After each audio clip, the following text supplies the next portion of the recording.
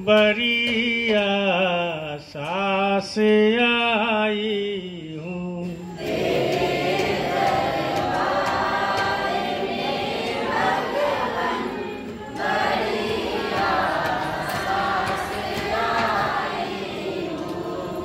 तेरे दरबार में गुरुवर बड़ी आशा से आई हूँ।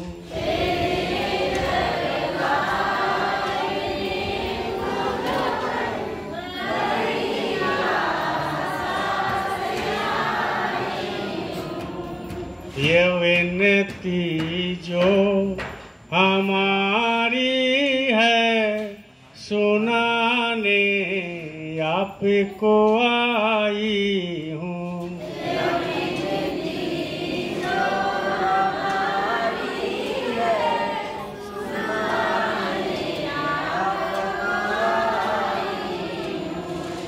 तेरे दरबार में गुरुवर बड़ी आशा से आई हूँ।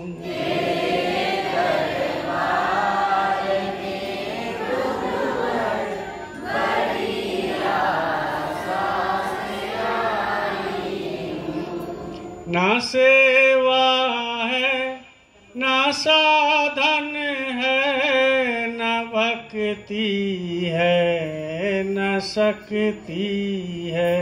ना सेवा है ना साधन है, न भक्ति है न शक्ति है।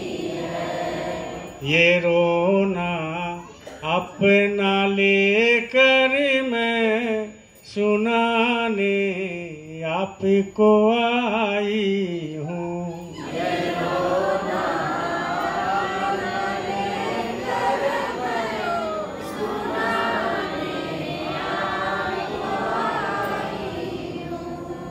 तेरे दरबार में भगवन बड़ी आशा से आई हूँ।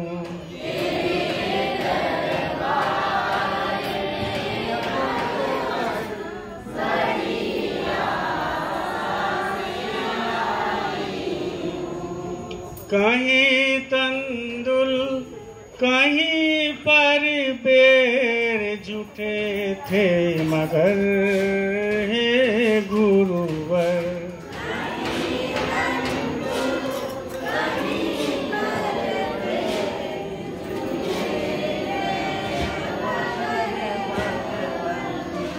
यहाँ तो आंसुओं का जल चढ़ाने आपको आई हूँ।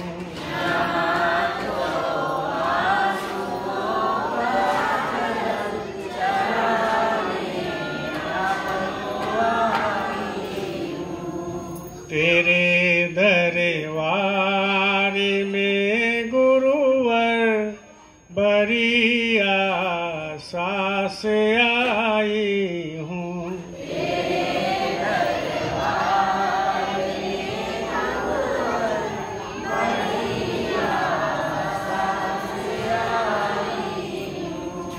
सुना है टेर पर भक्तों को कि नंगे पाँव धाते हो।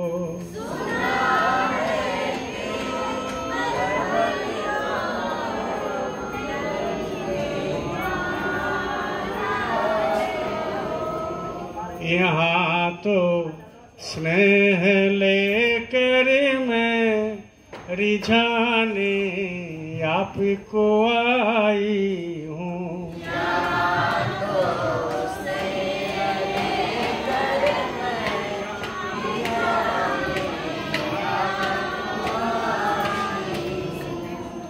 तेरे दरबार में भगवन बड़ी आशा से आई हूँ।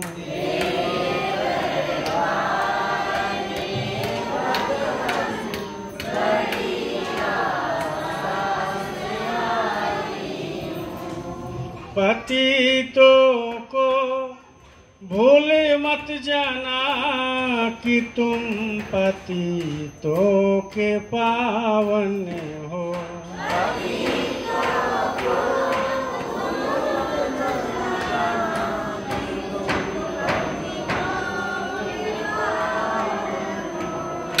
पतितों को भूल मत जाना कि तुम पतितों के पावन हो।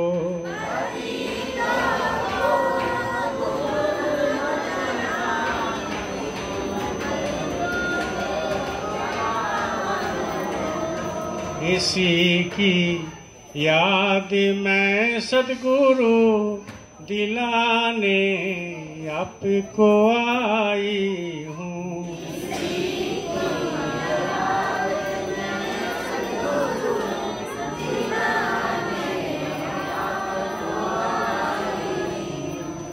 तेरे दरबार में भगवन बड़ी आशा से आई हूँ।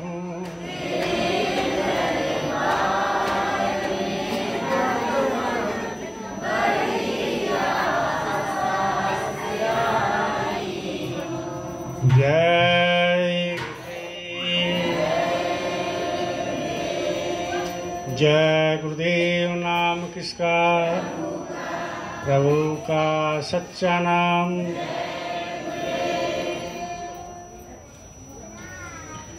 परम संत सदगुरु बाबा जय गुरुदेव जी के श्री चरण कमल पर अरबों खरबों प्रणाम।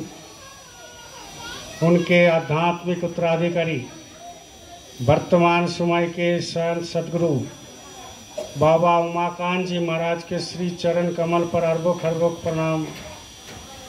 आए हुए सभी सत्संगी प्रेमी भाई बहन, बड़े बुजुर्ग, बच्चे बच्चियां, नर नारी, सबको सादर जय गुरुदेव।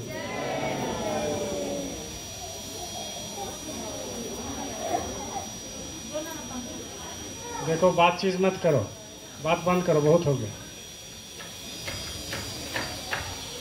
देखिए प्रेमियों, आज मासिक भंडारा महीना में जो नगरी में चलते आ रहा है 6 साल से, तो कभी बंद नहीं हुआ। हर महीना का लास्ट संडे को ये चलते आ रहा है। बाकी पूनम, त्रयोदशी भंडारा ये तो होते रहता है। तो आज एक विशेष प्रोग्राम भी था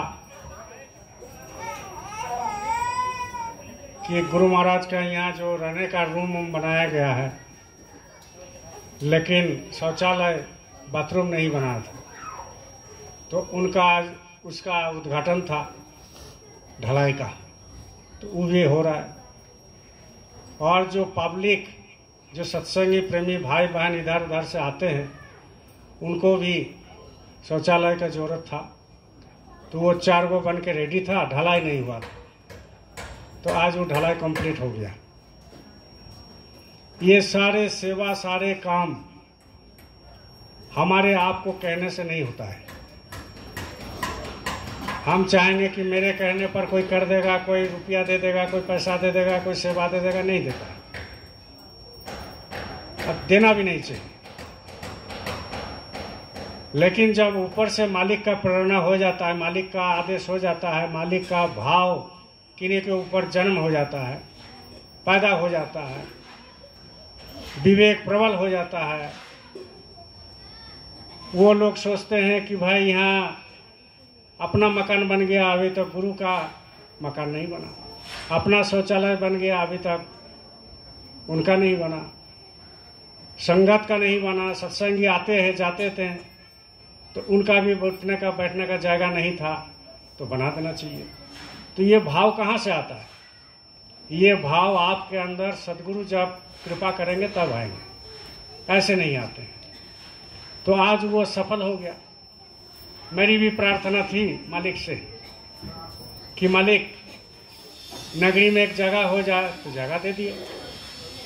फिर प्रार्थना किए मालिक वहाँ पर एक शेड बन जाए ताकि धूप में बैठे आदमी को दिक्कत ना हो, तो शेड बन गया। फिर मालिक से आप हम प्रार्थना किए एक स्टेज बन जाए, मंच बन जाए, एक भव्य मंच भी बना दिए। फिर लगा कि बाउंड्री हो जाए, तो चारों तरफ बाउंड्री हो गया। फिर लगा कि भंडारा का रूम बन जाए, गुरु महाराज की दया से भंडारा का रूम बन गया। और फिर जो है मालिक से सब कोई मिलकर प्रार्थना किए कि एक भव्य गेट बन जाए। इतना बढ़िया गेट तो झारखंड में कोई नहीं बना, तो एक गेट भी बन गया। और फिर जो है आपका और मेरा मन में ये भाव आ गया कि चलो एक ऊपर में गुंबज भी बना दिया जाए। तो मालिक की दया से ये हो गया, अब इसमें हाथ लगा देंगे। तो ये सब चीज आपका और हमारा कहने से नहीं होता है, ना होगा। ये सारे चीज आपका भाव से होगा। जब इसको आप अपना सोचेंगे, कोई संस्था है या कोई होटल हो या कोई दुकान हो, तो जब अपना दुकान होता है तो लोगों को लगता है नहीं ये अपनी दुकान है। और कोई नौकरी करने के लिए जाते हैं तो वो सोचते हैं कि मेरा दुकान नहीं है, तो भाव में कमी आ जाता है। वहाँ जैसा ही सुबह 8 बजे या 5 बजेगा तो मन में आएगा कि अब ड्यूटी मेरा खत्म हो, घर चलो। लेकिन वही अगर अपना गुमटी रहे, अपना दुकान रहे, तो ये चीज़ मन में नहीं आता कि घर जाना है। अगर कस्टमर आता है तो 12 बजे तक खुला रखेगा। ऐसा ही बोलिए जय गुरुदेव। ऐसा ही आपका बैंक रहता है, बैंक का कैशियर जो रुपया गिनते हैं, दिन में करोड़ रुपया गिनते हैं अपने हाथ से, करोड़ रुपया। लेकिन वो क्या सोचते रहता है, बोलो जय गुरुदेव। वो क्या सोचता है कि ये रुपया मेरा नहीं है। गिनता तो है करोड़ रुपया, लेकिन सोचता है मेरा नहीं है। क्यों? क्योंकि वो जब जाने लगेगा शाम को 5 बजे, 7 बजे, 8 बजे ड्यूटी छोड़ करके, तो मैनेजर को हिसाब देना पड़ेगा कि आपका ये इतना कलेक्शन हुआ और इतना लोगों को पेमेंट दिया। अगर उसमें 1 रुपया भी कम हो गया तो मैनेजर यही बोलेंगे कि आपका पॉकेट से भरी है। बोलेगा कि नहीं बोलेगा? तो जब ये सोचते हैं लोग कि नहीं ये अपना नहीं है, ऐसा ही ये हमारे जो भी घर द्वार बना हुआ है, जमीन जायदाद है, इधर के उधर के सारे चीज है, तो हमेशा ये टिस लगा रहना चाहिए कि वो मेरा नहीं है। क्यों? क्योंकि जैसा बैंक मैनेजर ड्यूटी करता है और बैंक का कैशियर ड्यूटी करता है, चापरासी ड्यूटी करता है, 8 बजे छुट्टी करता है, वैसा ही हमारा और आपका एक दिन छुट्टी हो जाएगा।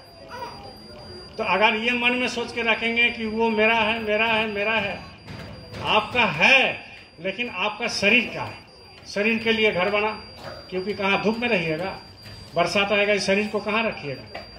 तो आपके शरीर के लिए घर बना, आपको शरीर को रखना है, इसलिए खाना बना। लेकिन आप सोचेंगे और हम सोचेंगे कि हमारा जब मृत्यु हो जाएगा तो चावल दाल लेके चलेंगे, वहाँ भी खिचड़ी बना लेंगे, खाएंगे, तो वहाँ ना जाने वाला है ना आप ले जा सकते।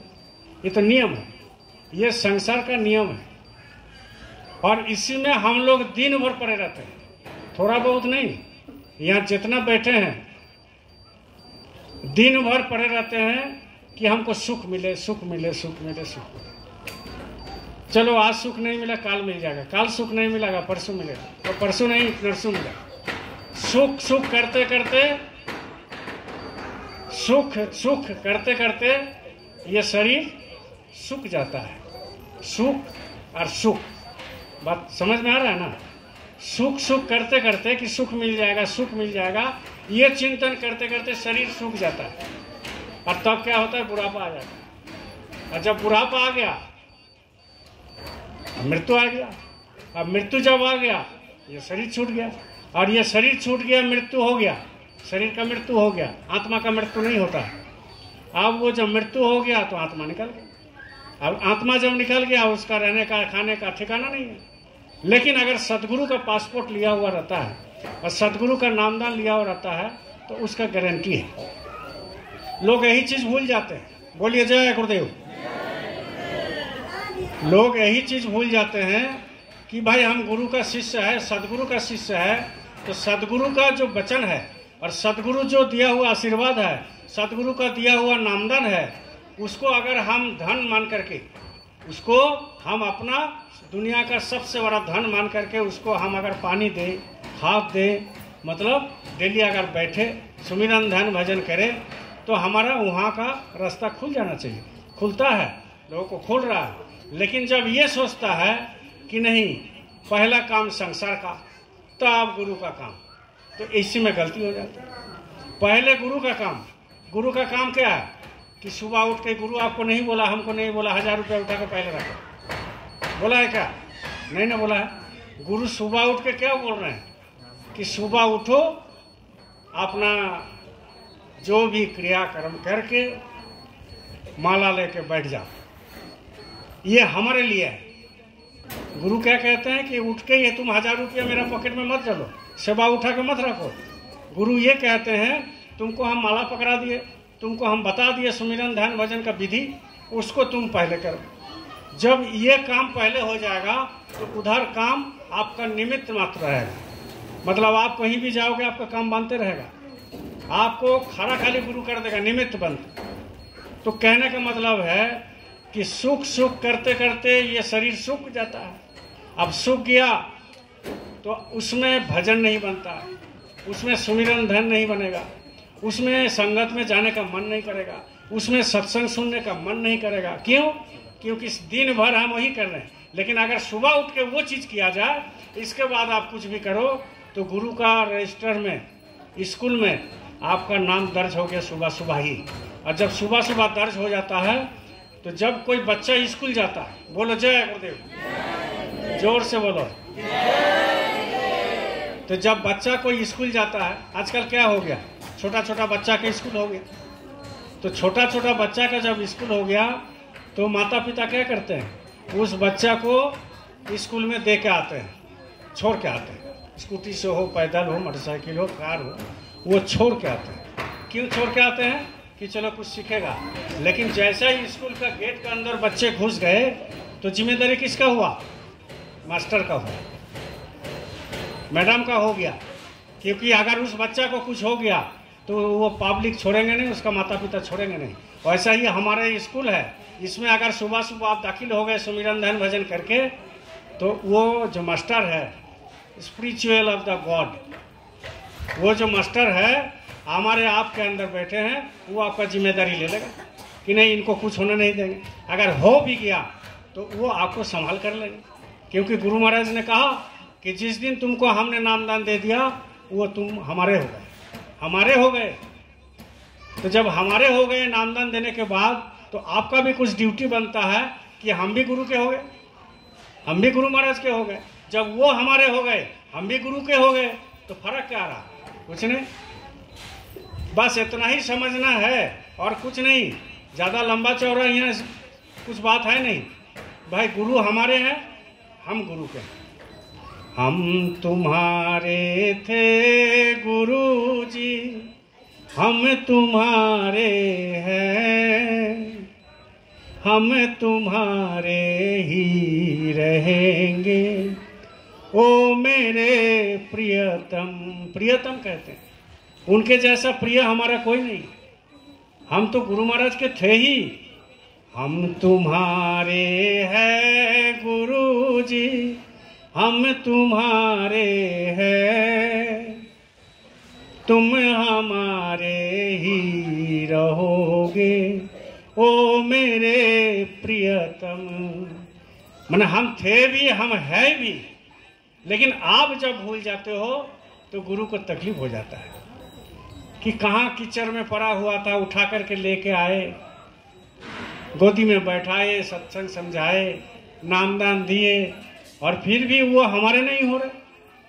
हमारे नहीं हो रहे इसका कारण है, हमारे नहीं हो रहे इसका कारण यह है कि आप संसार का काम में इतना उलझ जाते हो। अरे गुरु महाराज थोड़ी बोले कि उलझो मत, लेकिन उलझ के साथ साथ आपको याद हमेशा रखना होगा कि ये शरीर मेरा नहीं, संसार मेरा नहीं, पुत्र मेरा नहीं, पति मेरा नहीं, पत्नी मेरा नहीं, बच्चे मेरा नहीं, संसार मेरा नहीं, रुपया मेरा नहीं, पैसा मेरा नहीं, गाड़ी मेरा नहीं, मकान मालिक मकान मेरा नहीं, रिश्तेदार मेरा नहीं। यहाँ से जब निकल जाएगा सफर अकेला शुरू होगा मेरे भाई बहन। जब ये शरीर से आत्मा निकल गया तो वो सफर ऊपर में अकेला होगा, अकेला। और वो अकेला सफर में आपको जो वह तकलीफ होगा, वो तकलीफ खाली गुरु ही संभाल सकता है और कोई नहीं संभाल सकता। एक आदमी बहुत कष्ट में था, बोलो जय गुरुदेव, जय गुरुदेव। एक आदमी बहुत कष्ट में था और नामदानी थे, नामदानी थे। तो जब नामदानी थे और कष्ट में थे,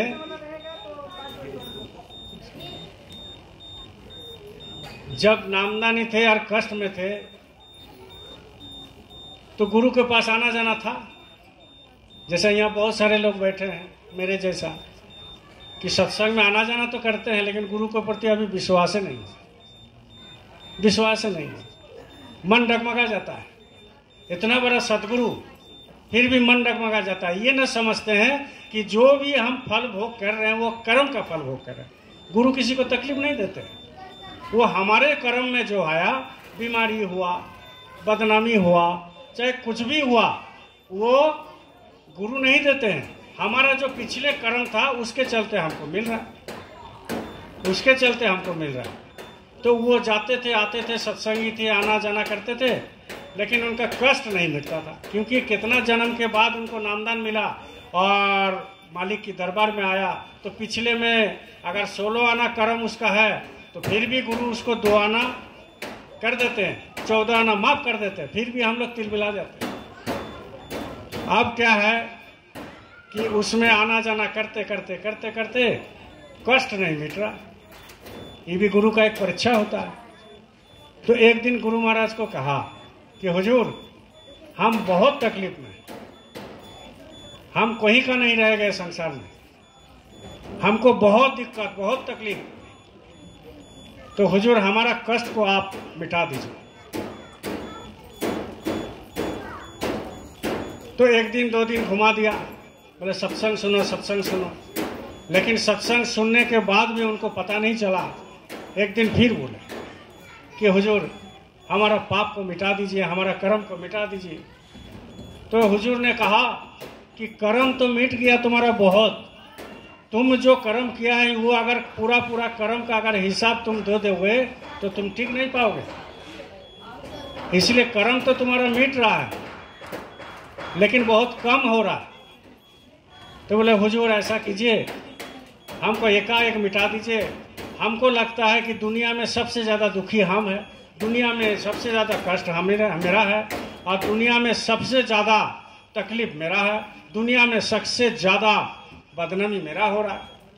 तो गुरु ने कहा एक काम करो, आज रात को घर में जाओ।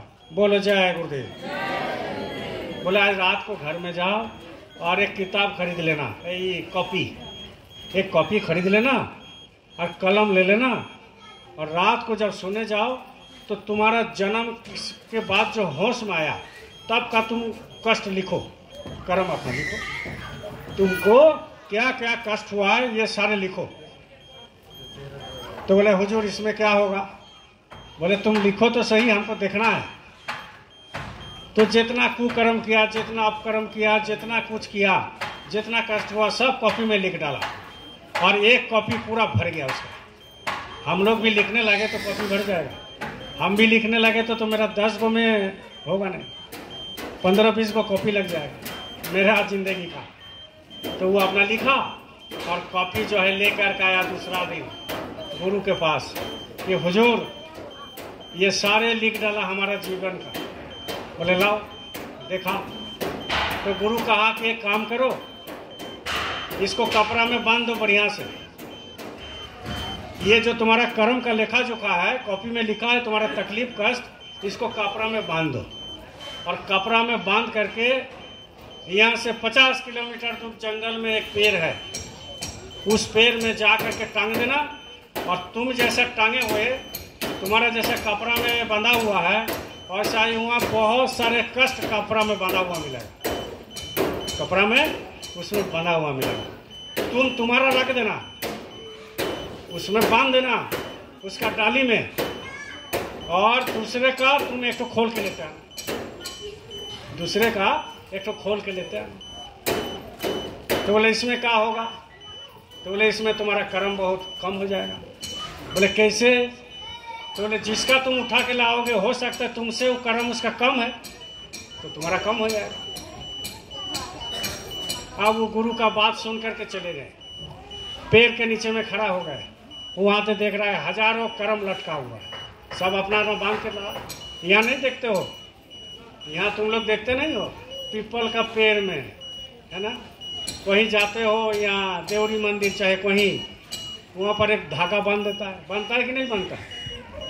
तो वो सोचता है कि हम जितना कुकर्म करें, दारू पिए, हरिया पिए, मांस मछली अंडा खाए, किसी को कत्ल कर दे, किसी को कुछ कर दे, धोखा दे दे, तो क्या होगा कि वो बांध देंगे तो ख़त्म हो जाएगा, देवरी माँ माफ़ कर देंगे।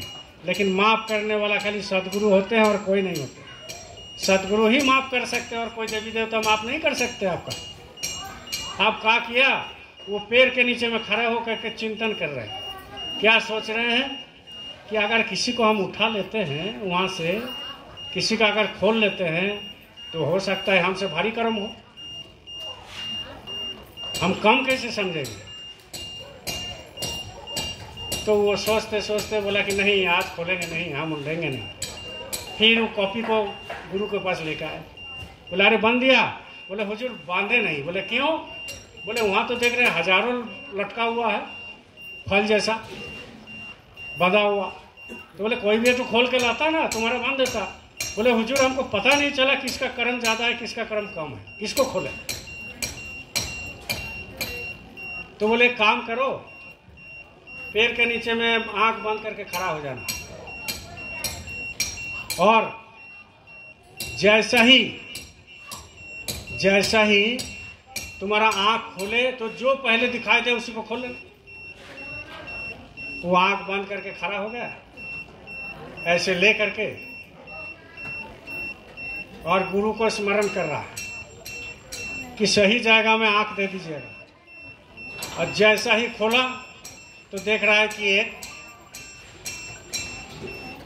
ये जो कर्म लिखा था जो मोटा था उससे मोटा एक तो वहाँ झूल रहा है। अब तो लेना ही है, उसका गुरु का आदेश है। आप झट से जो आए वो बांध दिया, बांध करके उसको ले लिया। और जब उसको ले लिया, अब चिंतन करते करते आ रहा है और गुरु को सामने रख दिया कि हुजूर यही लेके आ गए, देख लीजिए। बोले तुम पढ़ो, हमको क्या देखना, तुम पढ़ो। तो बोले खोले गुरु महाराज, हमसे कर्म कम होगा कि ज़्यादा? बोले वो हमें पता नहीं है, तुम खोलो उसको। और खोल के देखा तो उसको तो एक ठो कॉपी था, उसमें 3 गो कॉपी। उसको तो एक ठो कॉपी था, उसमें 3 को कॉपी में लिखा हुआ है उसको कर्म। तो दिया। बोले हुजूर इसमें तो 3 को कॉपी में कर्म लिखा हुआ है, कष्ट। तो बोला आप कोई उपाय नहीं है। बोले कैसे लाघव होगा, कैसे दूर होगा मेरा कष्ट, ये तो और लद गया। तो बोले कि तुमको ये शिक्षा मेरा देना था बाबू, कि सब कोई सोचता है मेरे से ज़्यादा कष्ट कोई नहीं है।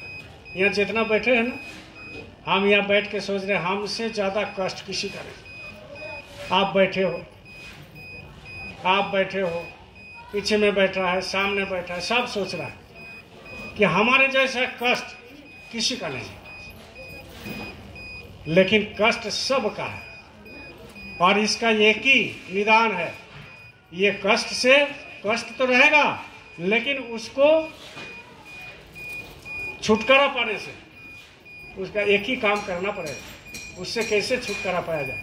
एक ही काम करना पड़ेगा कि आपको ध्वनि करना पड़ेगा सुबह शाम, खाते उठते बैठते सोते, जय गुरुदेव जैसा मालिक ने बताया। और आपको जो मिला आपको सुमिरन ध्यान भजन उसको करना पड़ेगा। तिजोरी में सब कुछ रखा हुआ है, आपके अंदर सब कुछ है।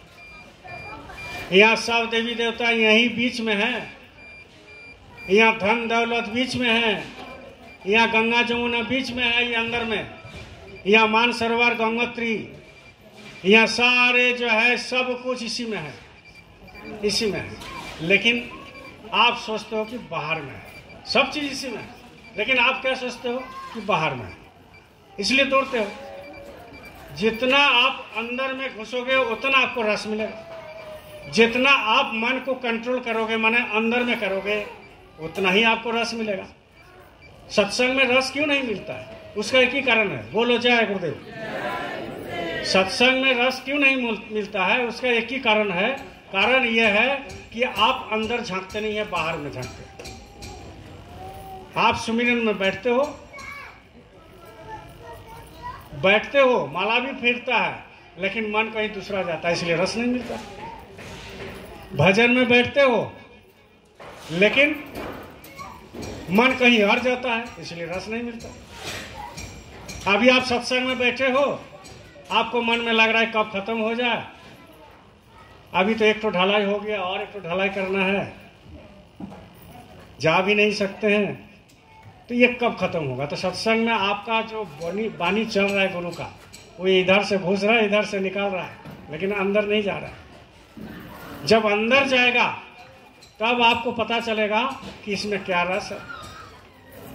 जो प्रेम गली में आए नहीं हो, प्रेम का मतलब क्या जाने। जो प्रेम कभी किया ही नहीं हो, प्रेम का मतलब क्या जाने। जो प्रेम गली में, ये प्रेम का सौदा है, ये प्रेम का गली है, ये प्रेम का रास्ता है, इसमें कोई आया ही नहीं, तो वो प्रेम किससे करे? नहीं, गुरु से करना है, गुरु से। तो गुरु से प्रेम करना उतना सीधा है क्या? गुरु से प्रेम करना उतना सीधा है? गुरु से प्रेम करना सबसे कठिन काम है। दुनिया में सबसे कठिन काम क्या है? गुरु से प्रेम करना, नाम से प्रेम करना, भजन से प्रेम करना, सुमिरन ध्यान से प्रेम करना, संगत से प्रेम करना, संगत की सेवा करना, ये सबसे कठिन है। कठिन इसीलिए है कि आपको गुरु तो लाते हैं और गुरु आपको समझाते हैं, लेकिन अपना बुद्धि लगा देते हैं, तो प्रेम खत्म हो जाता है। प्रेम खत्म हो जाता है। जब प्रेम खत्म हो गया तो आपको इसमें रस नहीं मिलेगा। ये संत मत है ना, इसमें बाजा बाजा कुछ नहीं, इसमें माला पहनना नहीं है, इसमें नाचना गाचना नहीं है।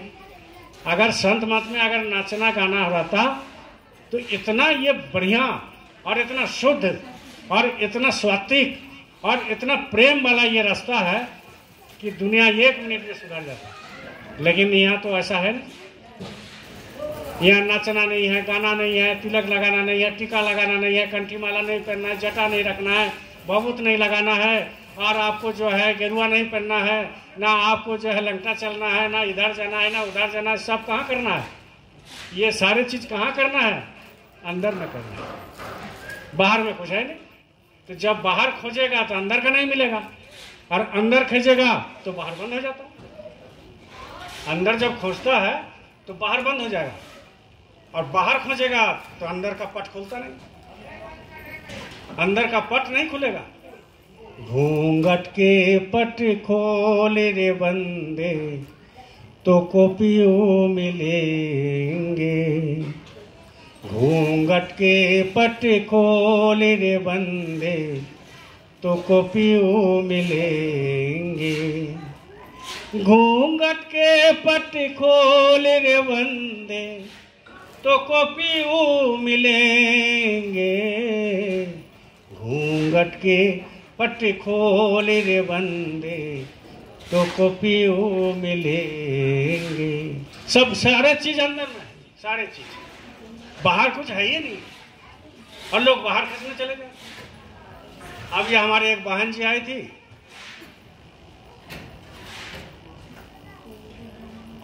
तो बोले कि भैया जा रहे, बोले जाइए। कैसे तबीयत है? बोले पहले से अच्छा है। तो हम बोले कि काहे जा रहे हैं? भंडारा का प्रसाद? नहीं भैया, थोड़ा व्रत रखते हैं ना, संडे है, थोड़ा घर में पूजा है, घर में पूजा है इसीलिए जा रहे। बीमारी ठीक होगा क्या जी? अरे बीमारी ठीक करने वाले बैठे हुए हैं, उनको छोड़ के आप जा रहे हो। आपको MRCP लंदन का पास किया हुआ डॉक्टर मिल रहा है और आप नौकरी में बैठा हुआ है एक डॉक्टर, कौन काम करेगा ज्यादा? अब बता। अब वो झोला छाप डॉक्टर के पास जाओगे, अब हम बता नहीं सकते झोला छाप कौन है नहीं है, तो आपका बीमारी भागेगा। अरे आपको इतना बड़ा डॉक्टर मिला, जो डॉक्टर आपको पैसा भी देता है, सेवा भी करवाता है, सत्संग में भी लाते हैं, समझाते भी हैं, नामदान भी देते हैं, आपको जो है संभाल भी करते हैं, घर भी बनवा देते हैं, गाड़ी भी खरीद देते हैं, आपको दुकान भी चला देते हैं, आपको गाड़ी भी चला देते हैं, आपको रिश्तेदार से भी मिला देते हैं, आपको पूरा देश में गुरु भाई से मिला देते हैं, आपको जो है ऊपर का रास्ता बताते हैं, और मृत्यु के बाद आपकी आत्मा कहाँ जाएगा उसका भी रास्ता बताते हैं, और आत्मा जब इस शरीर से छूट जाता है तो उनका घर कहाँ है वो भी बताते हैं, उस घर में कैसे जाओगे वो भी बताते हैं, वो घर में कैसे क्या क्या खाना है, कैसे रहना है, कितना आनंद है, कितना शब्द है, कितना प्रकाश है, और कितना क्या है, परमात्मा से मिलने का रास्ता बताते हैं, वो परमात्मा क्या है वो बताते हैं। फिर भी बोलते हैं कि नहीं यहाँ छोड़ के चले गए, बोले जाओ भाई कोई दिक्कत नहीं। इसको कहते हैं संत मार्ग। समझना बड़ी मुश्किल है। लोग आते हैं जाते हैं सत्संग में, अच्छा लगता है, लेकिन संत मत को समझना 50 साल 60 साल 70 साल 100 साल हो जाएगा, संत मत को समझ नहीं सकता। क्यों? क्योंकि अंदर झकता ही नहीं। अरे भाई सारे चीज यहाँ खेला है, सारे चीज यहीं पर रखा हुआ। कोई जानेगा जानने हरा वो साधो, घट में है उजियारा। कोई जानेगा जानने हरा वो साधु, घट में है उजियारा। या घट भीतर बन यारे बसती, या ही में 9 लाख तारा। या घट भीतर सोना चांदी, या घट भीतर सोना चांदी, या ही में साईं हमारा वो साधु, घट में है उजियारा। बोल रहे कोई नहीं है साईं। साईं मतलब प्रभु। कहाँ पर है? दोनों आंखों के बीच में है। और जब इसका प्रकाश हो जाएगा, इनका आंख खुल जाएगा, इनका कान खुल जाएगा, तो आपको ये शरीर फीका लगेगा, ये सारे संसार फीका लगेगा, ये सारे रिश्तेदार फीका लगेगा, ये सारे रुपया पैसा मिट्टी हो जाएगा, मिट्टी जैसा लगेगा। अरे इसमें कुछ नहीं, इसमें कुछ नहीं, खाली बदनामी है, बदनामी है। तो कहने का मतलब सब चीज यहाँ है, लेकिन लोग सोचते नहीं। मालिक ने कभी नहीं कहा कि तुम पैसा मत कमाओ। मालिक ने कहा पैसा कमाना जरूरी है, कलयुग है। अगर पैसा नहीं कमाओगे तो नगरी कैसे होगी? पैसा नहीं कमाओगे तो तुम घर में बाल बच्चा कैसे पालेगा? पैसा नहीं कमाओगे तो घर कैसे बनेगा? पैसा नहीं कमाओगे तो संगत में सेवा कैसे दोगे? पैसा नहीं कमाओगे तो दुनिया कैसे चलेगी? पैसा कमाना है, लेकिन हमेशा ये टिस रहना चाहिए कि हमारा मृत्यु भी होगा, मृत्यु भी होगा। एक आदमी घर बना रहा था 4 तल्ला। बोलो जय गुरुदेव। सब कोई बोल रहा जी जो ढलाई कर रहे हो, जय गुरुदेव, जय गुरुदेव। एक आदमी घर बना रहा था 4 तल्ला। पहला तल्ला हो गया, बड़ी खुशी। 2 तल्ला 3 तल्ला 4 तल्ला में ढलाई हो रहा था। और बड़ी सीना तान के देख रहा है एकदम, और मुस्कुरा रहा है। तो उधर से एक महात्मा जा रहे थे, भिक्षा करते करते जा रहे थे। तो महात्मा देखा कि ये तो पूरा संसार में लिप्त है, डूबा हुआ है। भाई किसी का भी बिल्डिंग बनता है, सच पूछे तो हमको ज्यादा खुशी कहाँ होता है मालूम है ना? जब आश्रम में एक ईंटा लगता है ना, तो हमको बड़ी खुशी होता है। दूसरे को लगता है कि घर बना रहा है तो बड़ी खुशी होता है, लेकिन हमको यहाँ अगर एक ईंटा लग गया और एक बैग सीमेंट अगर ये आश्रम में आ गया, चाहे बाबुल में अगर 10-20 हज़ार रुपया सेवा देते हैं, तो बड़ी खुशी लगता है, क्योंकि साथ में यही जाएगा। हमारा ये शरीर जब छूट जाएगा तो यही जाएगा और कुछ नहीं जाने वाला। तो उसमें क्या हुआ, महात्मा देखा ये तो चूर है, एकदम अहंकार से चूर है, चरतला बना रहे। तो आया बगल में, बोले जय गुरुदेव। बगल में आया, बोले बाबू किसका घर बन रहा है? बोले मेरा बन रहा है। बाबा मेरा बन रहा है। अच्छा, ये जगह तुमने खरीदा? हाँ बाबा, दूसरे का जमीन में खरीद बनाएंगे क्या? मेरा खरीदा हुआ। बोला अच्छा, सत्संग जाते हो? बोला अभी जाने का थोड़ी समय है, अभी बुढ़ापा में जाएंगे, अभी घर उर बना लेंगे, बाल बच्चा सब बन जाएगा, ठीक ठाक सब सेटिंग हो जाएगा, इसके बाद सोच रहे हैं कि मैं हिमालय चली जाएंगे। ऐसा ही लोग सोचते हैं कि सब सेटिंग करके फिर चले जाएंगे हिमालय, पहाड़ में रहेंगे। अभी हम एक जगह गए थे, नाम नहीं बताएंगे, हम नहीं थे 10 दिन, तो घर और इधर उधर घूम के आए। तो हमको बोले कि देवू दादा नगरी में रहने का जगह है? और बहुत जगह है, हमको तो मिल नहीं रहा, लोग मिल नहीं रहे, बहुत जगह है। बोले आप संसार छोड़ देंगे? अच्छा नहीं लग रहा है, अच्छा नहीं लग रहा है, बेकार लग रहा है। हम देखे कि इनका 2-2 को बेटा है, काम करता है, पैसा कमाता है, कम से कम 50 लाख का मालिक, ऐसा काहे बोल रहा है? तो बैराग बहुत किस्म का होता है। जब घर में झगड़ा हो जाएगा ना, तो आपको लगेगा कि भागे बैराग हो गया। पत्नी से झगड़ा हो गया, भागो, हटा, सब बेकार है। घर में आके कोई गाली गुप्ता किया, सब बेकार है, ऐसा लगता है। इसको बैराग नहीं कहते हैं। बैराग उसको कहते हैं कि घर में रहते हुए सब चीज फीका करने लगे, इसको कहते हैं बैराग। आप घर में हो लेकिन सब चीज फीका लगेगा, बेकार लगेगा, एक गुरु छोड़ करके, उसको कहते हैं बैराग, सच्चा बैराग, सच्चा प्रेम। तो फिर हम जायजा लिए कि आखिर ये नगरी में काहे रहना चाहता है, बाहर में कहाँ रहना चाहता है। तो जायजा लिए तो ये हमको पता चला कि 2-4 दिन से घर में थोड़ा अशांति चल रहा है। तो जब घर में अशांति चलेगा तो बैराग हो जाता है, सबको मालूम है। यहाँ जितना बैठे हैं लगता है कि भागे टेम्पो उम्पो बेच करके। बोलो जय गुरुदेव। तो कहने का मतलब यह है कि वो आदमी, महात्मा पूछा कि ये जगह तुम्हारा? बोला हाँ। ये घर तुम्हारा? बोला हाँ। तो बोले बड़ी मुस्कुरा रहे थे। बोले कितना मेहनत लगा बाबा जानते हैं? आज मेरा 30 साल का मेहनत सफल हुआ। बोले तुम तो बनाया था 4 तला, तो एक बार में नहीं बनाया था, पहले 1 तला बनाया, 2 तला बनाया, उस समय सफल नहीं हुआ। नहीं, मेरा 5 तला का है टारगेट। यह पल भर का ठिकाना नहीं है, 5 तला का टारगेट। यह कब मरेंगे ये नहीं जानता, 5 तला का टारगेट। तो बोला कि अच्छा, तो ये जमीन तुम्हारा? बोला हाँ। बोले इसका पहले किसका था? बोलो जय गुरुदेव।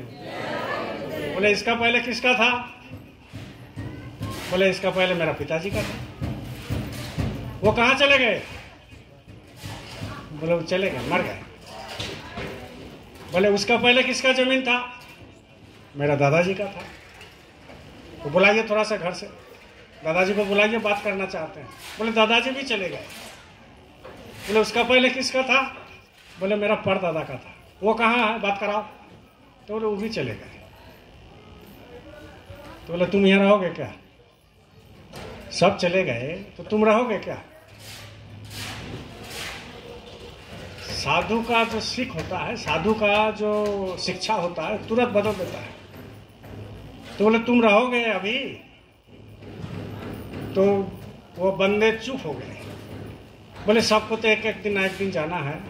तो सबको एक दिन ना एक दिन जाना है, इसको सोचो, इसको सोचना चाहिए कि सबको एक दिन ना एक दिन जाना है, तो हमको भी जाना है। सबको जाना है, हमको नहीं जाना, ऐसा नहीं हो सकता।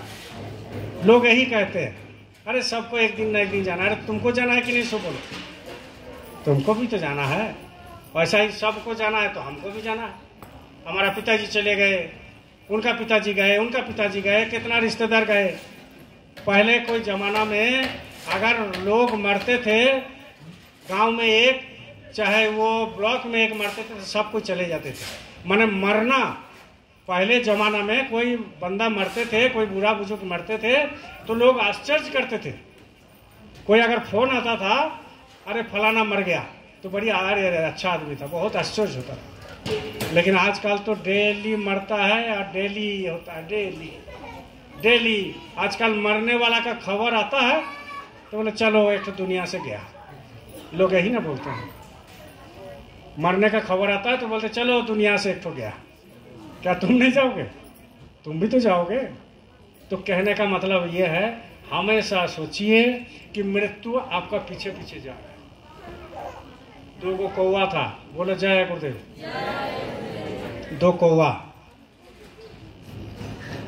एक दिन पहाड़ में बैठा हुआ था, दोनों पहाड़ में बैठा हुआ था, टीला में बैठा, मैंने नीचे में पहाड़ के बीच में बैठा था। अब दोनों अपना भाषा में बात कर रहा है। उधर से जमदूत जो है पार हो रहा है और दोनों कौवा देख लिया। तो एक को बोला अरे अरे देखो देखो देखो जमदूत जा रहा है। तो दूसरा बोला अरे तब तो खेल खत्म हो गया, हम लोग को खत्म हो गया। तो बोले क्या करना चाहिए? तो दूसरा बोला कि जब हम लोग को मृत्यु होगा हम तो भाई यहाँ से भाग रहे हैं, हम भाग रहे हैं। तो कहाँ जाओगे? बोले एकदम सबसे ऊपर पहाड़ के टीला में चले जाएंगे। ये बोला कि मरना ही जब है तो यही बैठेंगे, वहाँ कह ले जाएंगे? मरना जब है तो वहीं जाएंगे, यही बैठे। जमदूत पार हो गया और जो उसका दूसरा दोस्त था वो चला गया एकदम टीला में, और जो बोला वो वहीं बैठा हुआ। फिर जमदूत जो है कुछ देर के बाद जब घूमने लगा, उधर से फिर जाने लगा वापस, तो वहाँ रुक गया। इसके बाद बोला कि अरे तुम्हारा वो दोस्त कहाँ है? तो ये सोचा कि आप तो हम ही को ले जाएगा, तो उड़ गया वहाँ। अब तो हमारा ही टाइम आ गया। बोले वो दोस्त कहाँ है? बोले दोस्त आपको देख करके डर से वो पहाड़ के टीला में चले गए। तो जमदूत क्या कह रहे हैं मालूम है? जमदूत ये कह रहे हैं कि हम जाते जाते सोच रहे थे कि इसको तो मृत्यु पहाड़ का टीला में होने वाला है, तो यहाँ क्या कर रहा है अभी बैठकर? बस में इसका तो मृत्यु पहाड़ के ऊपर में होने वाला है, तो यहाँ बैठ के अभी तक क्या कर रहा था? तो बोले हुजूर तो मेरा कुछ है। बोले अभी तुम्हारा समय नहीं, उसी का समय है। और कहाँ समय है? वहीं पर टीला में है। तो कहीं भी रहो मरना पड़ेगा, कहीं भी रहिए, आसमान में रहो, चाहे पहाड़ में रहो, चाहे घर में घुस के रहो, चाहे नदी में रहो, चाहे नहाते वक्त खाते वक्त। एक गजब टाइप का ये जो है सिस्टम है। किसी भी समय कोई तो बात करते करते मरता है, कोई तो पानी मांगते मांगते मर जाता है, पानी नहीं मिलता है। क्यों? क्योंकि उसका समय नहीं है, कब चला जाएगा। इसलिए मृत्यु को साथी बना लीजिए, मृत्यु को साथी बना लीजिए कि हमारा साथी यही है, क्योंकि वो जाएगा। जिस दिन बोलेगा उस दिन जाना पड़ेगा, सबको जाना है। इसलिए जाने से पहले ऐसा काम कीजिए जिसमें आपका लोक परलोक दोनों में काम आए। यहाँ भी काम बन जाए और वहाँ भी काम बन जाए, क्योंकि आपको ऐसा गुरु मिला, दूसरे को तो मिला नहीं। नामदान बताने वाला गुरु कम मिलता है, मिलता ही नहीं है जो नामदान बताते हैं। क्योंकि ये शरीर क्रिया का मकान है, ये शरीर मिट्टी है, क्रिया का मकान है। इसमें रेंटेड हाउस कहते हैं। इसमें कुछ दिन रहिए, एक नाटक करना, एक सिनेमा जैसा रोल करना। ये 80 साल का जिंदगी है और जो सिनेमा बनता है 3 घंटा का जिंदगी है। बस इतना ही तो फर्क है। अब ये 80 साल में 80 साल ही जो है आपका सिनेमा चल रहा है, सारे चीज सेट किया हुआ है। लेकिन आप सोचते हो हम करते हैं, हम करते हैं, हम करते हैं। ये हम करते करते, मैं करते करते अपने आप को भूल जाता है। सबके अंदर जितनी मनुष्य है, सबके अंदर इतना पावर भरा हुआ है, वो पावर इतना ज्योति है, इतना शब्द से लैस है, और वो पावर इतना है, वो पूरब को पश्चिम कर सकता है, पश्चिम को पूरब कर सकता है। किसी भी समय बरसा सकते हैं, किसी भी समय आग लगा सकते हैं, किसी भी समय वो जो है कुछ भी कर सकता है। लेकिन कब? जब उसका आत्मा जग जाए तब। वो आत्मा में वो पावर है, वही पावर आपके अंदर, मेरे अंदर है। किसी ने जगा लिया, आपने नहीं जगाया, हमने नहीं जगाया। जो जगा लिया तो वो समझ लीजिए वो मालिक का सच्चा भक्त हो गया। और जो नहीं जगाया, आना पड़ेगा, जाना पड़ेगा, आना पड़ेगा, जाना पड़ेगा। कितना जाना पड़ेगा, कितना बार आना पड़ेगा, इसका कोई हिसाब नहीं, कोई हिसाब नहीं। इसीलिए आप सभी लोग समझिए। देखिए, इसलिए हम लोग जब सुखी रहते हैं तो गुरु को याद नहीं रखते। जब पैसा आ जाएगा ना किसी के पास, वो गुरु को याद नहीं करेगा। अगर वो करता है तो समझ लीजिए गुरु उसके ऊपर बहुत मेहरबान है। और जब हम दुखी हो जाते हैं तब सत्संग में आते हैं, दुखी हो जाते हैं तब सत्संग में सेवा देते हैं, दुखी हो जाते हैं तब जाकर के सत्संग में बैठते हैं, दुखी हो जाते हैं तब गुरु के पास जाते हैं, दुखी हो जाते हैं तब चलो भाई उज्जैन से घूम के आते हैं, दुखी हो जाते हैं तब जो है संगत में लगते हैं। और जब सुख हो जाएगा वो छूट जाएगा, सुख हो जाएगा सब छूट जाएगा। एक सास और एक बहू थे, बोलो जय गुरुदेव। जब बहू नया नया आई तब सास बड़ी जो है सुनाती थी बात, और बहू जो है राधा स्वामी महाराज का भक्तिनी थी, नामदानी थी, और माला वाला फरती थी, और बहुत संगत में सेवा करती थी। अब जो है आना जाना, शादी हो गया, और बहू को बहुत कष्ट देते थे। कौन? सास। तो मायके में बात होती थी, मायके लोग बोलते थे कि अरे चले आओ, तुम मर जाओगी, कभी तुम आत्महत्या कर लोगे, तुम्हारा शरीर खराब हो गया, ऐसा ऐसा वैसा।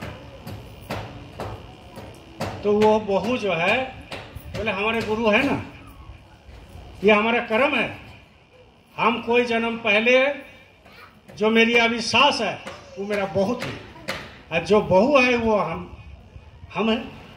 तो वो कर्म का लेन देन, जो अभी मेरा सास है वो मेरा बहू थी, उनको भी हम अत्याचार किए होंगे, तब इस जन्म में हमारे ऊपर टॉर्चर हो रहा है। ये कर्म का लेन देन है। तो बोले तुम गुरुजी को काहे नहीं बताते? गुरुजी को बताओ कि ऐसा कष्ट ना हो। तो बोला ठीक है, गुरुजी के पास जाएंगे तो बताएंगे। अब गुरुजी के पास गए, इतवार का सत्संग था, आगरा दयालबाग की बात है। तो गुरुजी जो है गुरुजी को बोले, गुरुजी बोले क्योंकि उनका घर वाला बोल दिया। तो गुरुजी पूछे अंतर्जामी में, फिर भी पूछे, बोलिए जय गुरुदेव। तो गुरुजी पूछे तुमको बहुत पीड़ा होता है? तो चुप रहे। बोले तुमको बहुत सास कष्ट देती है? चुप रहे। बोले तुमको तकलीफ नहीं होता है? तो चुप रहे। तो गुरुजी ने पूछा बच्ची कुछ बोलो, तो तुम्हारा घर वाला हमारे पास शिकायत लेकर आया। तो बोले मालिक हुजूर, आप पूछते हैं तो हम बताते हैं, अगर वो तकलीफ नहीं देंगे तो मेरा भजन नहीं बनता है। सुन लीजिए, तकलीफ में ही भजन होता है, दुख में ही भजन होता है। बोले अगर सास हमको तकलीफ नहीं देंगे तो हमारा भजन नहीं बनेगा, अगर सास हमको गाली नहीं देगी तो हमारा सुमिरन नहीं होगा, अगर सास हमको सुबह शाम तकलीफ नहीं देंगे तो हम आपको याद करेंगे ही नहीं। अगर सास हमको बड़ी दुलार से रखेंगे और बहुत अच्छा से रखेंगे तो हम आपको भूल जाएंगे। इसलिए जो चल रहा है मालिक यही चलने दीजिए, जो चल रहा है यही चलने दीजिए। हमको सुख नहीं चाहिए। सबसे बड़ा सुख है कि हम जो सुमिरन ध्यान भजन जब करते हैं तो हमारा आंख से आंसू गिरता है। सुमिरन ध्यान भजन जब करते हैं आपका फोटो हमारे सामने हाजिर हो जाता है। सुमिरन ध्यान भजन जब करते हैं तो आपको बहुत याद आता है। उस समय सारे याद, सारे कष्ट हम भूल जाते हैं। तो तकलीफ में भजन होता है। लोग सोचते हैं कि हमारा तकलीफ, भजन बहुत ज़्यादा होता है और मालिक दया भी करते हैं। तकलीफ में जब भजन होगा तो मालिक दया करते हैं। भले आपको अनुभव नहीं होता होगा, लेकिन जैसा ही आप सुमिरन ध्यान भजन में बैठेंगे तो मालिक दया करते हैं। आपको अनुभव नहीं होता होगा, आप सोचते हैं हमारा तकलीफ। तो कहने का मतलब यह है, क्या कहते हैं कि दुख में सुमिरन करे सब कोई, दुख में सुमिरन सब करे, सुख में करे ना कोई। सुख में सुमिरन नहीं करता, होता नहीं है। और जो सुख में सुमिरन करे, दुख काहे को है? अगर सुख में ही सुमिरन करने लगे तो दुख काहे को होगा? ये जो जय गुरुदेव ध्वनि है, ये कितना पावरफुल है, जो करते हैं वही जानते हैं। अगर किसी को फांसी होने वाला है वो रुक जाएगा, आप क्या समझते हैं? किसी को कैंसर है वो रुक जाएगा, क्या समझते हैं? लेकिन उसको तो करना पड़ेगा ना, ये दवाई है। बाहर का जहाँ दवाई चलता है वो चलने दीजिए, लेकिन सबसे बड़ा दवाई है भजन, और सबसे बड़ा दवाई है जय गुरुदेव ध्वनि। अगर खाते, उठते, बैठते, सोते, जगते, सो के करते रहिए, सोने से पहले जय गुरुदेव ध्वनि करते रहिए, मने मन, वो एक प्रैक्टिस हो जाएगा आपको। तो खाते, उठते, बैठते, सोते इसको करते रहिए। ये सबसे बड़ा जड़ी बूटी है और सबसे बड़ा दवाई है। इसमें कैंसर भी ठीक हो रहा है, इसमें कितना तकलीफ दूर हो जाता है, इसमें कितना तरक्की होता है, इसमें कितना आपको आध्यात्मिक तरक्की होता है, इसमें कितना आपको संसार में कितना बाधा विपत्ति जो है वो रुक जाता है। इतना बड़ा मंत्र है ये। इसलिए ये जय गुरुदेव ध्वनि आप लोग करते रहिए, बंद मत कीजिए। बंद नहीं करना है, बंद करेंगे तो कलयुग में आपका सुमिरन करते वक्त आपका माला छूट जाता है। बोलिए जय गुरुदेव। यहाँ अधिकतर लोगों को जब रात को बैठता है ना, चाहे वो हमारे भाई हो चाहे बहन हो, माला छूट जाता है।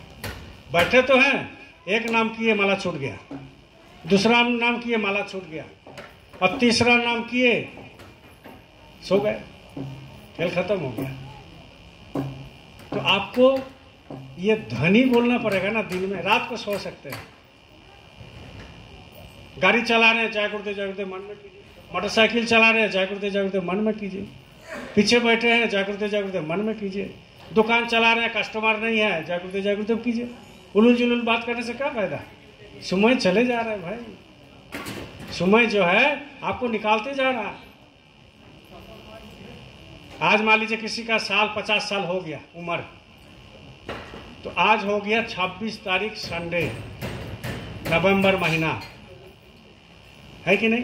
तो जैसा ही 26 के बाद हो जाएगा 27, तो हो गया, एक दिन चला गया, एक दिन चला गया। और ये शरीर आपको एक दिन कम हो गया परमाही। श्वासों की पूंजी एक दिन खत्म हो गया।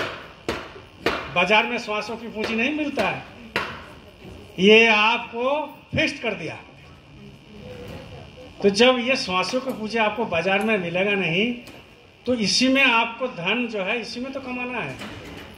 एक एक दिन बीतते जा रहा है, एक एक दिन बीतते जा रहा है, लास्ट में जब एक दिन आएगा तो खेल खत्म हो गया। कमर में दर्द, हाथ में दर्द, हाथ उठेगा नहीं, पानी पी नहीं सकते हैं, ठीक से बैठ नहीं सकते हैं, कोई जा नहीं सकते हैं। कुछ दिन के बाद कान में सुनना बंद, कुछ दिन के बाद मुंह में बोलना बंद, कुछ दिन के बाद मुंह का जो है अब खाना नहीं जाएगा।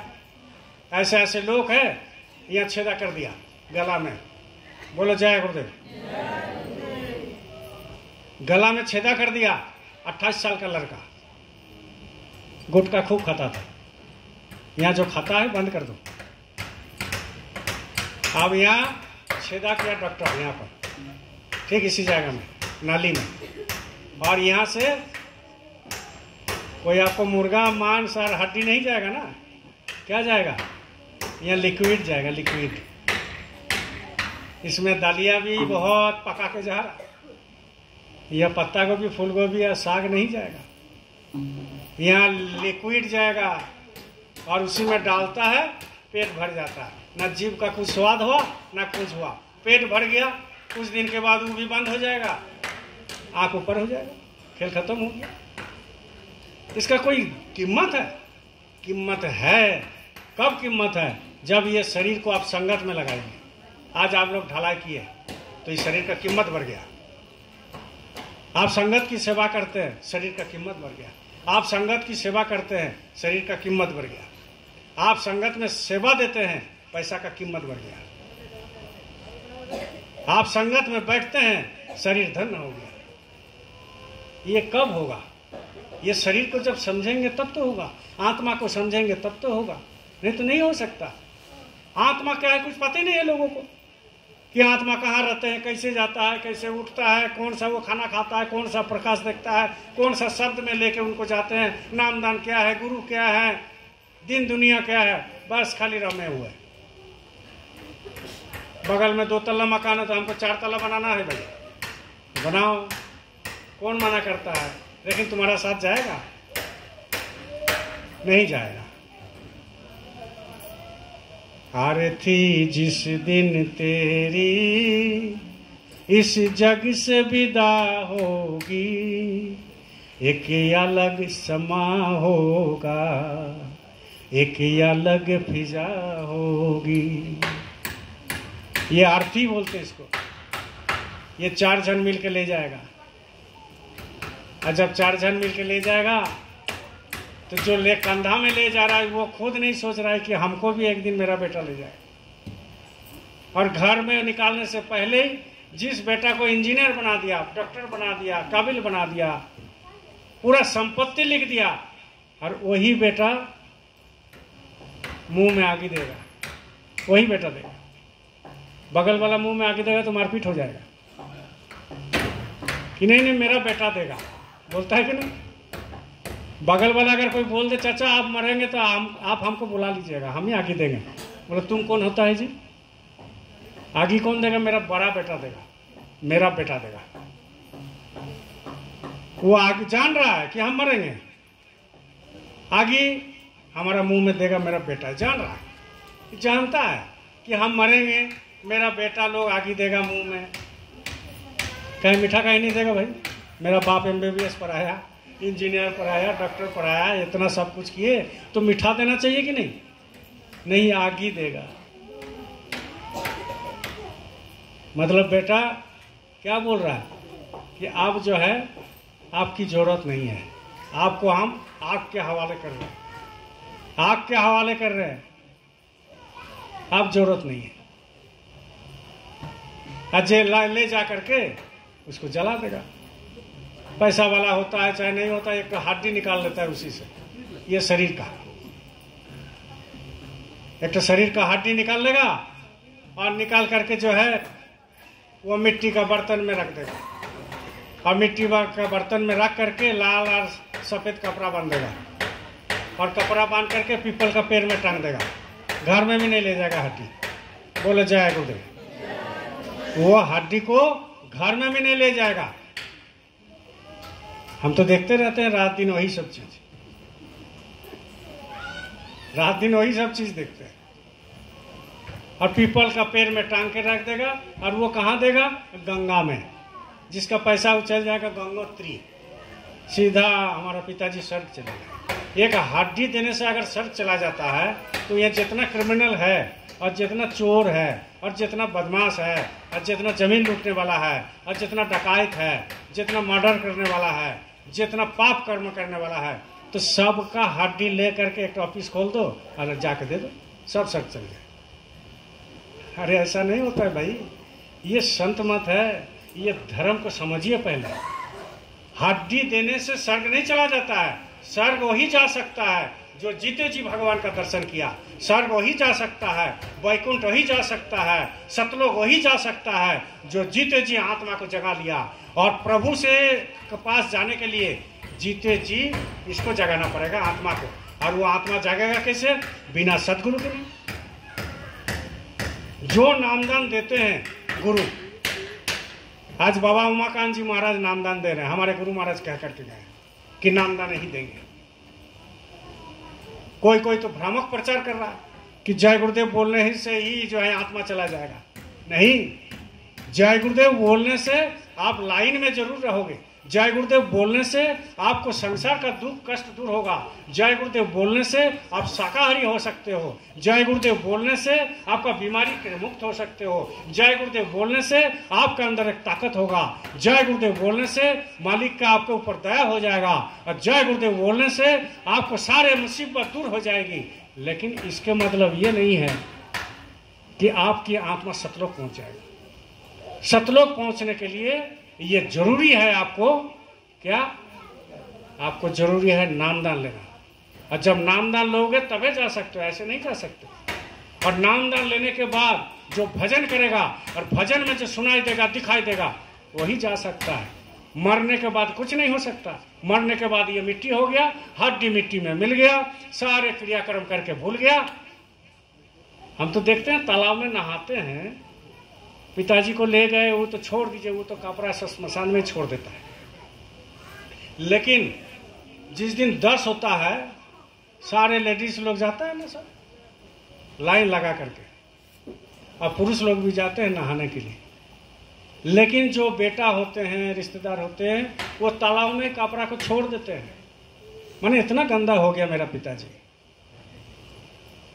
माने मेरा पिताजी इतना अछूत हो गए। अरे जो इंजीनियर पढ़ाया, डॉक्टर पढ़ाया, घर बनाया, पैसा दिया, तुम्हारे लिए दुख कष्ट सहा, और वो पिताजी और माताजी को छूने से ही तुम्हारा कपड़ा गंदा हो गया।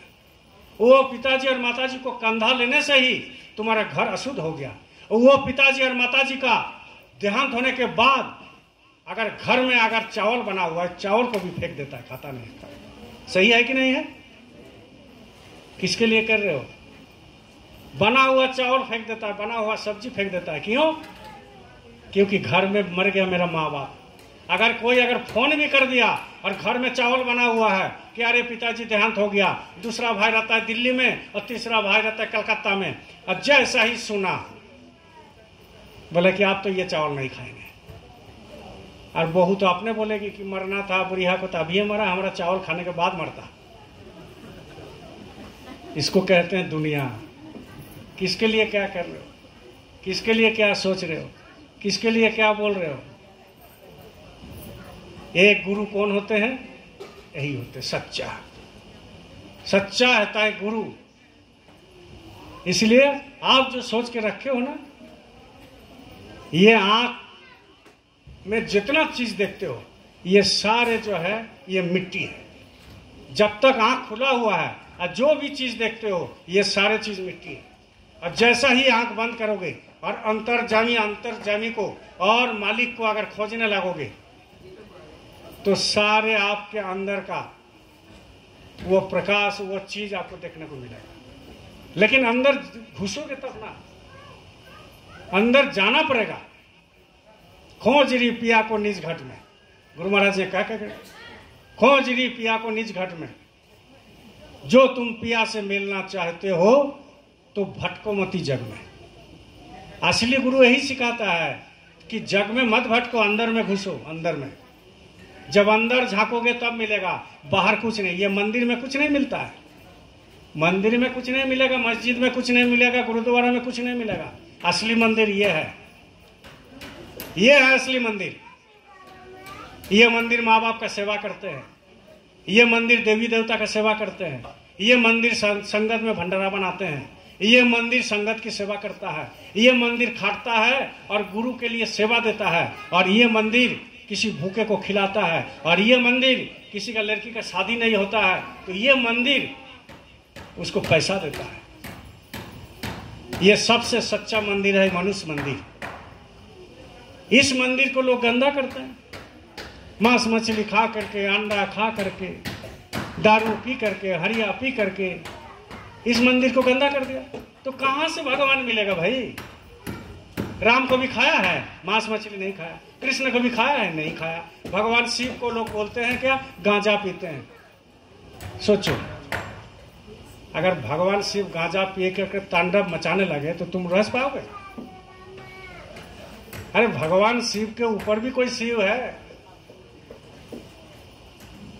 वो गांजा नहीं पीते हैं, वो जो है उनका नशा करते हैं। जो नशा दुनिया वाला नहीं कर सकता उनका नशा करते हैं। और आपको जब गुरु महाराज ने ये नाम दान दिया तो बता दिए कि वो नशा कहाँ पर है, छुपा हुआ है। कस्तूरी कुंडल बसे मृग ढूंढे बनमाही, ऐसे घट में राम है दुनिया देखत नहीं। जो हिरण होता है उसके अंदर कस्तूरी रहता है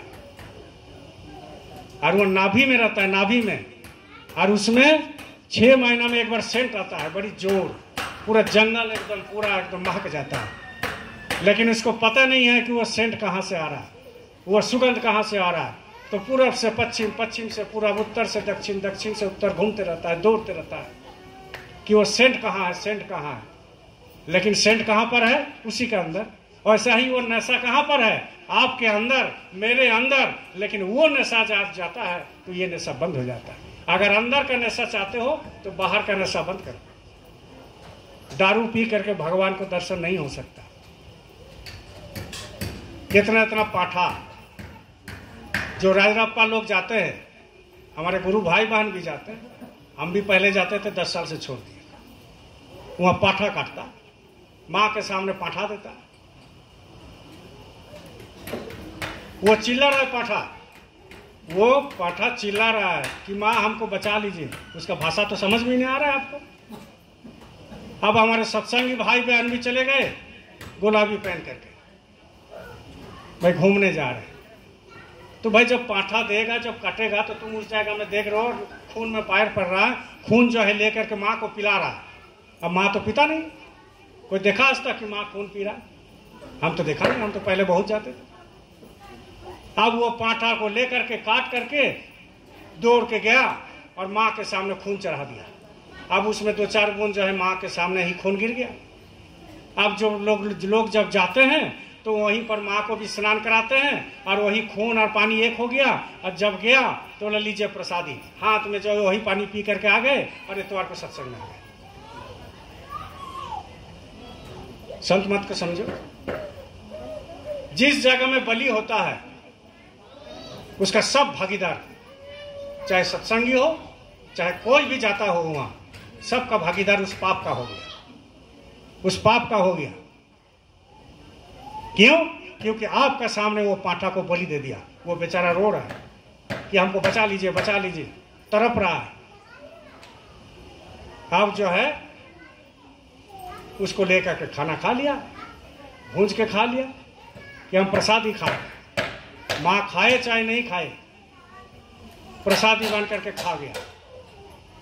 तो कहां से आपका धर्म होगा? धर्म का मतलब समझो। अगर भगवान राम की पूजा करना है तो शाकाहारी पहले बनो, भगवान कृष्ण को पूजा करना है तो शाकाहारी पहले बनो। मांस, मछली, अंडा, दारू, तारी, हरिया, गांजा, अपनी मांग मत खाओ। और अगर भगवान को पूजा करना किसी मंदिर में, ये सामने शिव मंदिर है, अगर शाकाहारी रह करके पूजा करोगे तो वो खुश होंगे। और अगर मांस, मछली, अंडा खा करके उनके यहाँ जल चढ़ाओगे तो वो भी नाराज हो जाते, कबूल नहीं करते। क्यों? क्योंकि उनको मालूम है कि मेरा ही सृष्टि किया हुआ मेरा ही जीव है, उसको तुम काट के हमारे पास आ गए और तुम पानी चढ़ा रहे हो, हमको तो तुम मानते नहीं। इसलिए सदगुरु बैठे हुए हैं आज भी कलयुग में उज्जैन में। आप जा करके उनसे नाम दान लीजिए। गुरु बिन भावनिधि तरई ना कोई, जो बिरंची शंकर सम। गुरु बिना आप जा सकते हो? अंदर में आत्मा है, यूं आत्मा को निकालना सीधा बात है क्या? ऐसा ही आदमी जब सुसाइड कर लेता है, गला में रस्सी लगा लेता है तो लैट्रिन निकल जाता है, आंख ऊपर हो जाता है, मुंह में फैन निकल जाता है। किसी को गला दबा के मार दिया तो मुंह में फैन निकल जाएगा। आत्मा निकालने के लिए कष्ट होता है। और संत क्या कहते हैं, सदगुरु क्या कहते हैं कि जन्म के समय जितना पीड़ा होता है वो अरबों खरबों, जब बिच्छू किसी को डंक मरेगा उससे लाख गुना पीड़ा होता है जन्म के समय। और मरने के समय भी पीड़ा होता है, जितना 1000 2000 नहीं, लाखों करोड़ों जो दुख दर्द होता है वो दुख दर्द होता है उसमें आत्मा निकालने के समय। और संत क्या कहते हैं कि आपको आसानी से आत्मा निकल जाएगा, आसानी से। कैसे? जैसे आप भजन करते हो, जब वो आवाज़ को सुनोगे, शब्द को सुनोगे, ऊपर में आवाज़ आ रहा है, शब्द आ रहा है, वो शब्द को जब सुनोगे, गुरु जैसा बताए उस हिसाब से बैठोगे, घंटा 2 घंटा, ज़्यादा नहीं, 24 घंटा नहीं कहते, 24 घंटा में 2 घंटा गुरु को दे दो, 22 घंटा तुम ले लो। गुरु तो यही चाहते हैं। यहाँ तो 24 घंटा, यहाँ लोगों को अगर बस में होता तो 36 घंटा में दिन रात कर देता। 24 घंटा तो बराबर छोड़ो। तो आप बताओ, 2 घंटा भी नहीं समय दे रहे तो तुम स्वर्ग चले जाओगे क्या? गुरु को प्यारा बन जाओगे? उतना सीधा नहीं है। जो करेगा वो पाएगा, और जो नहीं करेगा वो नहीं पा सकता है। कोई 8 घंटा मजदूरी कर रहा, उसको वेतन मिलेगा। वैसा ही जो 2 घंटा बैठेगा उसको भी वेतन मिलेगा। वो वेतन कौन दे देगा? वो मतलब पैसा कौन देगा? कंडक्टर देगा। और ये पैसा कौन देगा? नहीं, लेकिन ये आध्यात्मिक अनुभूति कराएगा। जब 2-2 घंटा बैठोगे तो दुनिया का सबसे बड़ा धन क्या है? नाम धन, जो खरीदा नहीं जा सके, तो वो नाम धन आपको मिलेगा। बोलो जय गुरुदेव, जय गुरुदेव, जय गुरुदेव।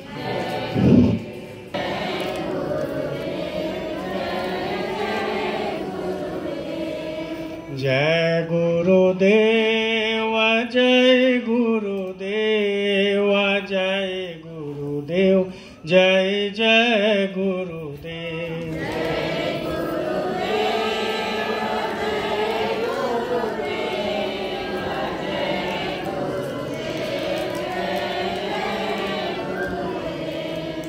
जय गुरुदेव।